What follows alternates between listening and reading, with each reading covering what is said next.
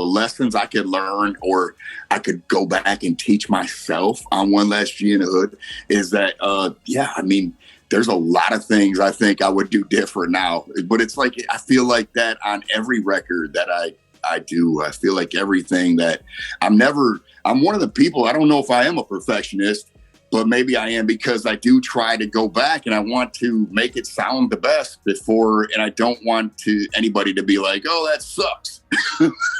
But in the same aspect, I would probably talk to myself and be like, there is some things that people aren't going to understand from you. And you need to, these are these things that you're going to have to, to address at different times. And you're going to have to, I think that's what it is. It's like I think the whole time doing that record, it was a trip, man. It was a full on trip.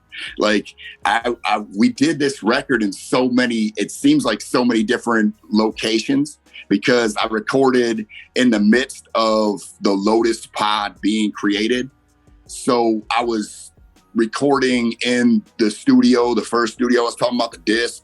And then I went back to, I think I went to Mike's house, Mike Clark, maybe for a little bit. And then I was actually at the Lotus Pod. So it was just, there was so much different changes throughout that stuff. But yeah, there's obviously, every time I listen to it, there's always something I would go back and be like, I would tweak that. I wouldn't say that. That doesn't sound right. Let's change this. And I think if you listen to any of your music as you grow, that's what's going to happen. You're going to do the same thing. And that's exactly what it was for me. We've been talking about different things for the 20th anniversary of One Less G in the Hood. I've been thinking about, I said the project wise, that's been swirling because it's always been up there.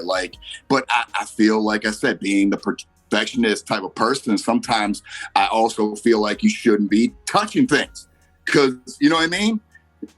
But there is projects that I have done. Like I remember from the actual recordings of One Less G in the Hood that I was doing recordings on different beats where I started it with this beat. And then I switched to this beat. And this is the new one. And I've done that on multiple occasions for different tracks. So yeah, it's like we've talked about different things. I did a One Less G in the Hood show a couple of years ago, and that was pretty awesome. It was sick. I had Twisted and ABK came out for their respective parts. So that was pretty cool. And yeah, I mean, I'm down for anything. And I would love to release the stuff, but at the moment, I do not own said material for One Less G in the Hood. So I don't see anything being released as in that, project. But yeah, doing some stuff like we're talking about, virtual things, and, possibly, maybe even doing a show, hopefully when they open shit up again, because I would love to be back and doing actual live shows, because I think that would be where it's really at. But yeah, you never know.